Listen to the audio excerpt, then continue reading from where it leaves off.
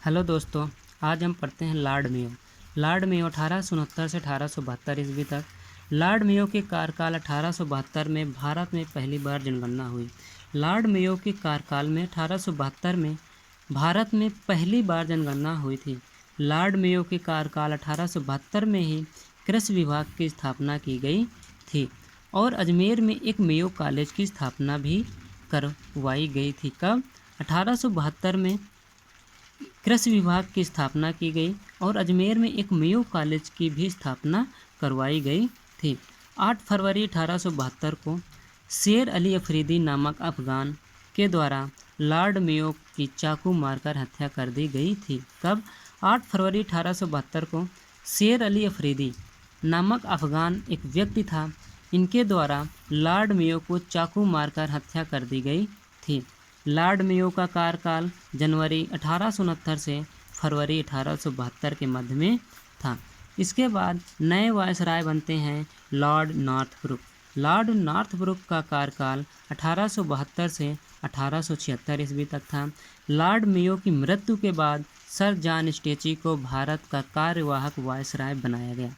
Sir John स्टेची को भारत का कार्यवाहक वायसराय बनाया। किसके बाद? लॉर्ड मेयो के बाद, जिनका कार्यकाल 9 फरवरी 1872 से 23 फरवरी 1872 के मध्य में था। किसका? Sir John Strachey. Sir John Strachey का कार्यकाल 9 फरवरी 1872 से 23 फरवरी 1872 के मध्य में था। सर जॉन स्टेची के बाद द लॉर्ड नेपियर को कार्यवाहक वायसराय बनाया गया। ये जो सर जॉन स्टेची कार्यवाहक वायसराय थे, इनके बाद द लॉर्ड नेपियर को कार्यवाहक वायसराय बनाया गया, जिनका कार्यकाल 24 फरवरी 1872 से 3 मई 1872 के मध्य में था। कब से कब तक? 24 फरवरी 1872 से 3 मई 1872 के मध्य में था। मई 1872 में लॉर्ड नॉर्थब्रुक को स्थायी वायसराय बनाया गया। कब? मई 1872 में लॉर्ड नॉर्थब्रुक को स्थायी वायसराय बनाया गया था। लॉर्ड नॉर्थब्रुक के कार्यकाल 1872 में पंजाब में कूका आंदोलन हुआ था, जिसका नेता राम सिंह थे। बाद में इन्हें रंगून भेज दिया गया। कब? लॉर्ड नॉर्थब्रुक के कार्यकाल 1872 में। कब? 1872 में पंजाब में कूका आंदोलन हुआ था। कहाँ पे? पंजाब में कूका आंदोलन हुआ था, जिसके नेता कौन थे? राम सिंह। कौन थे? राम सिंह। बाद में इन्हें रंगून भेज दिया गया। कहाँ भेज दिया गया? रंगून भेज दिया गया था। किन्हें? राम सिंह। क्या था कूका आंदोलन? कूका आंदोलन क्या था? कूका दरअसल सिख धर्म में एक नामधारी संप्रदाय है। कूका क्या है?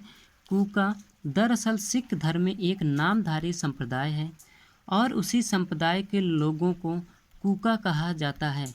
और जो उसी संप्रदाय के जो लोग हैं, उन्हें क्या कहा जाता है? कूका कहा जाता है। इसकी शुरुआत 1840 में भगत जवाहर मल या सेन साहब के द्वारा की गई थी।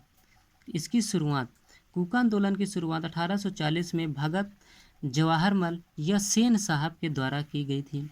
भगत जवाहर मल के अनुयायी राम सिंह के द्वारा 1872 में एक आंदोलन किया गया। बाद में इसी आंदोलन को कूका आंदोलन या कूका विद्रोह के नाम से भारतीय इतिहास में वर्णित किया गया था। कब?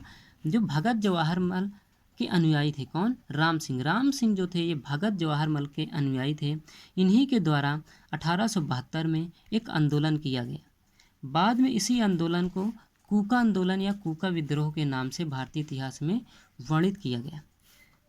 वर्ष 1875 में नॉर्थब्रुक ने बड़ौदा के राजा मल्हार राव गायकवाड़ को भ्रष्टाचार के आरोप में पद से हटाकर मद्रास भेज दिया था। जो 1875 में नॉर्थब्रुक थे, इन्होंने बड़ौदा के जो राजा थे मल्हार राव गायकवाड़, इन पर भ्रष्टाचार का आरोप लगाया और इन्हें पद से हटाकर मद्रास भेज दिया था।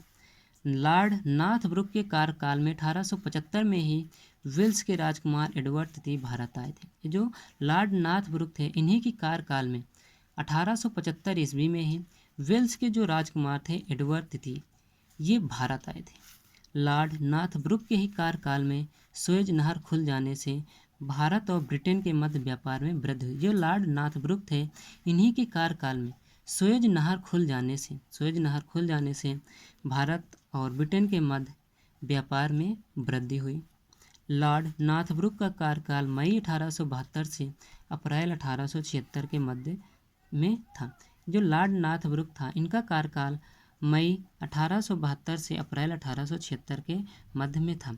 लॉर्ड नॉर्थब्रुक के बाद लॉर्ड लिटन भारत के नए वायसराय बनते हैं।